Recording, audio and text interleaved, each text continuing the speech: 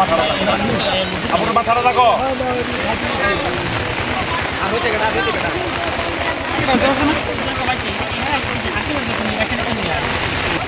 কালীবাড়ি যাও এদিকে চালো না হাতে ধর সেই ছবি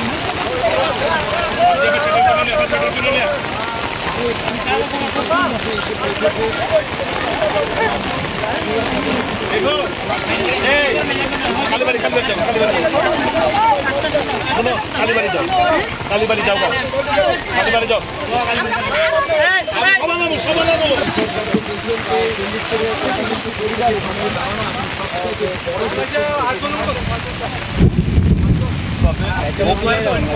বারবার করে প্রশাসনের তরফে কিন্তু নিরাপদ স্থানে চলে যান যারা এই এলাকায়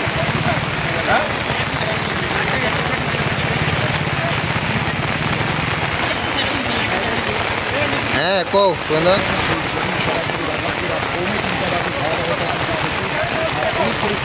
আচ্ছা ঠিক আছে ভাই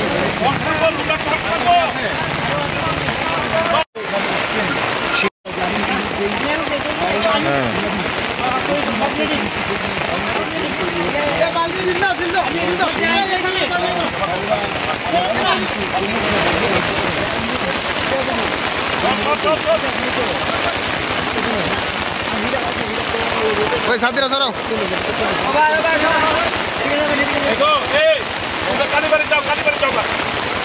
কালীবাড়ি যাও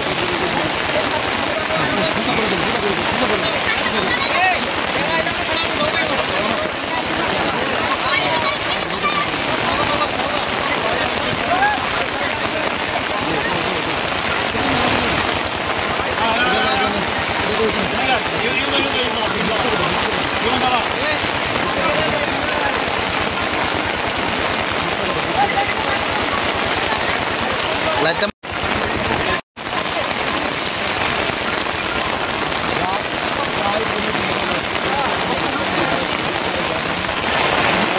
पश्चिम जिला जो परिस्थिती आसे चिंताजनक ऑलरेडी आपने देखी कि आम्ही साउथ इंद्रनगर आसे लगभग ढाई बज रहा है और अभी भी पानी बहुत तेज़ हो रहा है और जो हावड़ा रिवर का पानी जो लेवल है वो डेंजर मार्क के ऊपर बह रहा है।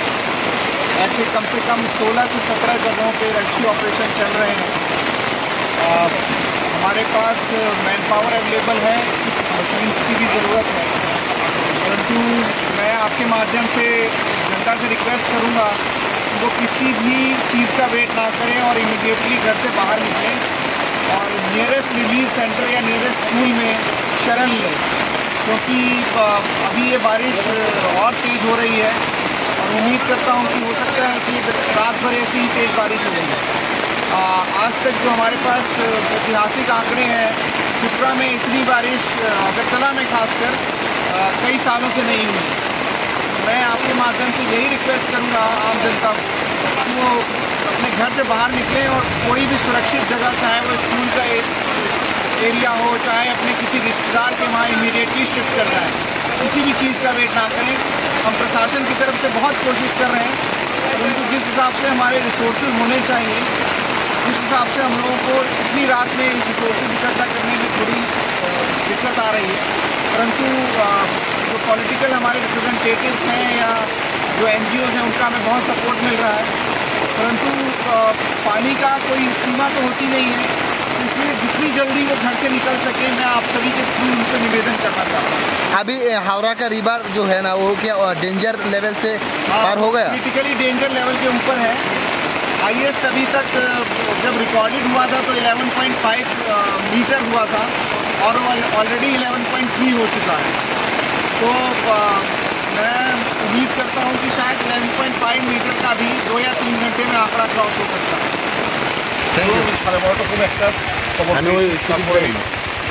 ডিএমের সঙ্গে কথাবার্তা বললাম, তারপরে জেলা কর্তৃপক্ষের সঙ্গে কথাবার্তা বলি, ডিএমও আসছে এখানে। আচ্ছা, তো ভোট আসলো, তারপর ওখানে উদ্ধার কার্য চলছে।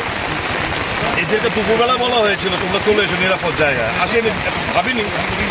এখন চিৎকার চেঁচামেচি শুরু হয়েছে, ফোন আসছে বারবার। এখন যখন এখানে নয়নামুড়া থেকে ফোন আসলো, ওখানে আটকে আছেন ইন্দ্রনগরের এই জায়গায় কিছু আটকে আছেন, ঋষিকলোনি ভাটিবন ঋষিকলোনি আটকে আছেন।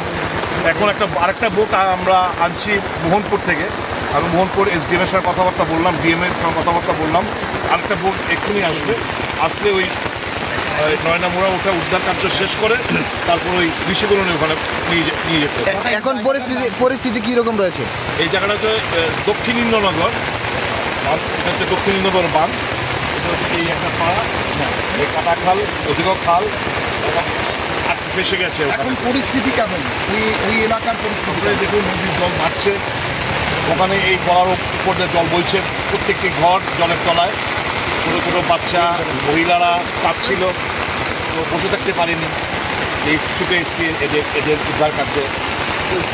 রাত প্রায় 2:30 বাজে, মানে আর কতগুলো পরিবার রয়েছে এখানে? এখানে আরও প্রায় 20-25 জনের মতো রয়েছে। আরও যখন 2-3টা ট্রিপ লাগবে, এটা শেষ করার পর এই বোটটা নিয়ে এখানে উদ্ধার কার্য আরও কয়েকটা পরিবার বসে গেছে।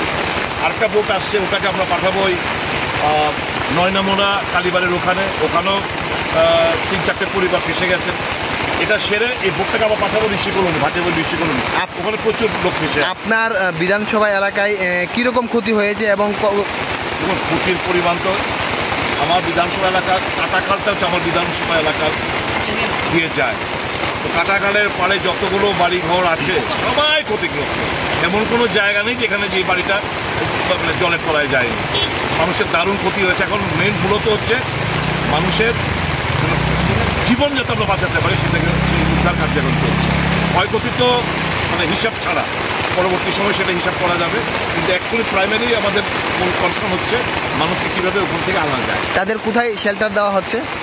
এদেরকে একটু আমরা ইন্দ্রনগর কালীবাড়িতে শেল্টার দিচ্ছি। এখানে একটা ক্লাবও রয়েছে, কিন্তু ক্লাবে অনেক প্রচুর লোক, প্রায় 700 জায়গা নেই। ইন্দ্রনগর কালীবাড়িতে এদেরকে আমরা যথেষ্ট পরিমাণে কি বুট নেই? হ্যাঁ, যথেষ্ট পরিমাণে বোট দিয়ে রেস্কিউ করা হচ্ছে। এটা নিয়ে এখন আর কথা বলার সময় না। এখন মূলত ফোকাস হচ্ছে আমাদের উদ্ধার কার্যে। ডিজাস্টার ম্যানেজমেন্ট একটা কথা শর্টে বলি, এ নিয়ে বহুত বড় বড় ভাষণ আমরা শুনেছি, লেকচার শুনেছি, আসলে সব কুসংস্কার। আজকে এই বন্যা একটা জিনিস কমন হয়ে গেছে, ডিজাস্টার ম্যানেজমেন্টের নামে সরকারের যে কিছুই নেই, আজকে একদম জলের মতো পরিষ্কার হয়ে গেছে। বাকি কথা আমি আর কাউকে দোষারোপ করবো না। এখন মূলত উদ্ধার কার্য চালানো, এটাকে আমরা প্রাধান্য দিচ্ছি। আপনাদের কংগ্রেস লিডার রাহুল গান্ধীও আপনাদেরকে সাধারণ মানুষের পাশে থাকার বার্তা দিয়েছেন। সারা রাজ্যে আপনাদের কর্মীরা কি মানে সারা রাজ্যে আমাদের কর্মীরা মানুষের পাশে রয়েছে। কি বলবো, খাওয়ারটুকু পর্যন্ত নেই প্রশাসনের তরফ থেকে, এইটুকু বলতে পারি। ধন্যবাদ। আমাদের ছেলেরা উদ্ধার কার্যে মানুষের পাশে, মানুষের বাড়ি ঘরে খাবার পদ্ধতি থেকে শুরু করে মানুষের পাশে রয়েছে, এবং আমাদের রাহুল গান্ধীর মল্লিকার্জুন খাড়গে এটি আমাদের ইনস্ট্রাকশন যে মানুষের পাশে থাকবো, এই দুঃস্থ মানুষের পাশে যেন থাকা। ধন্যবাদ, থ্যাংক ইউ।